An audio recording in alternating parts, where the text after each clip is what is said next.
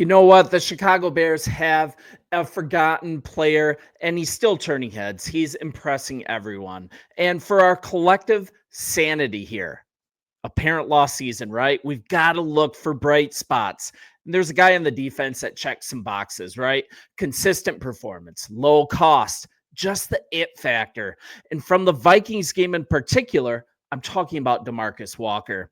I also want to touch on Kyler Gordon, how he has balled out, and the difficulty this secondary is having at this point in the season. And I get it. Just frustrating once again. It's just not coming together. But Demarcus Walker, he was just a bright spot on this D line, and he doesn't get talked about often.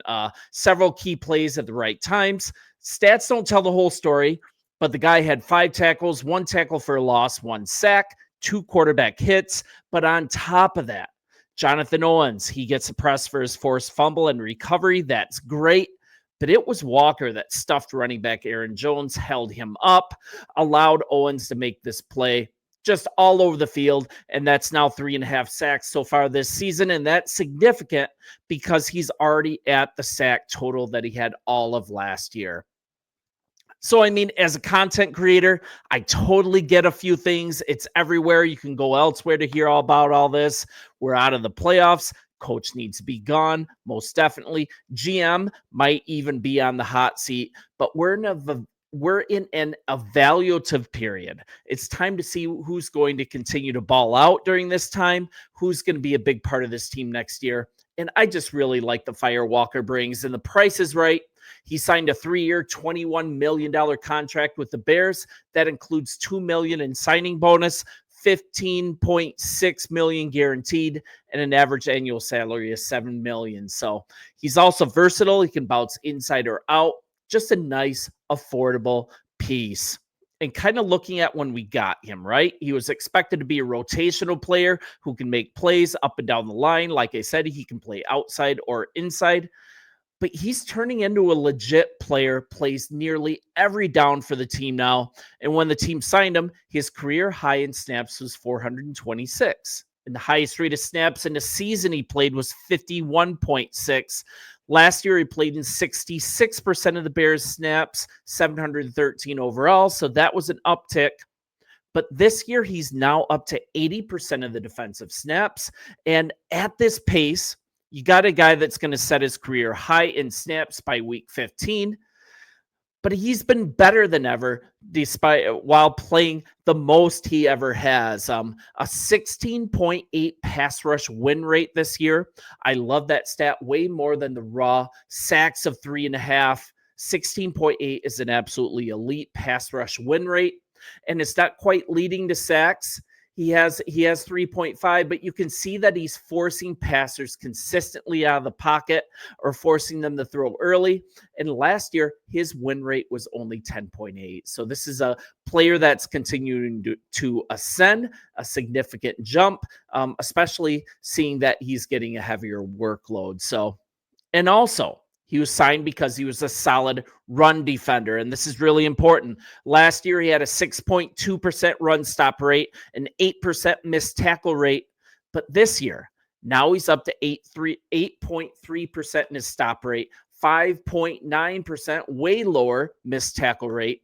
The guy's just making more plays, and he's missing fewer plays. And I wanted to highlight his run defense because this is going to become more and more important even this year, because Andrew Billings, our absolute stud, our absolute immovable object at nose tackle right on this defensive line, with him out for the year, it's so important to watch Walker, see how he continues to perform.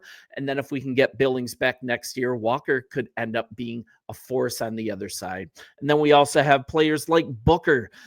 We haven't talked about him for a long time, but he might be able to come into his own at that other defensive end spot opposite Montez Sweat. We've just kind of got an embarrassment of riches here. And I just love that he's continuing to ascend. And I want to talk about something positive because we've got this coaching staff just an absolute mess. The only bright spot being Thomas Brown. You guys know about him. Everybody's talking about him, but kind of talking about Flus. He used to be able to stand on his defense, how the defense was single-handedly keeping them in games, right? But now this defense absolutely collapsed during this overtime against Minnesota, gave up multiple big plays, multiple soft defensive coverages called, led to a game-winning field goal that just seemed way too easy.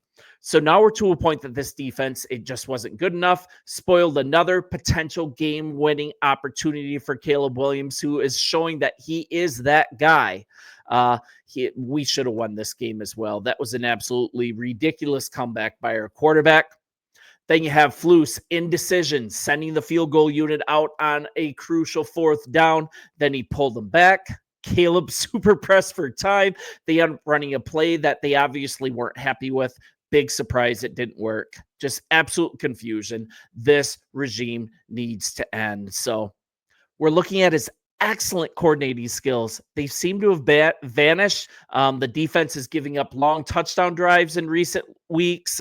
He's subpar at every other coaching responsibility he has on our sidelines. There's just no reason to keep him on staff then. And then on top of that, we're starting to have previously ascending players regress. Tyreek Stevenson. I mean, Jalen Johnson proved once again he's the best in the NFL. He held Justin Jefferson to almost nothing. And then Addison is in a spot that he can essentially take advantage of Tyreek Stevenson at this point. He was absolutely torched as the primary guy covering him. 160 plus yards, just absolutely ridiculous. And I also put a lot of that on the shoulders of the coaching staff. You have a player that looks like he's essentially tapped out. I'd like to see more of Terrell Smith at this point, but I think we've just like jumped the shark on this guy by now. Not a good coach, not going to be employed by the Chicago Bears much longer. Everything he says goes viral on Twitter. Like, he can't say anything right, and I'm not really going to jump on as far as his reactions during press conferences.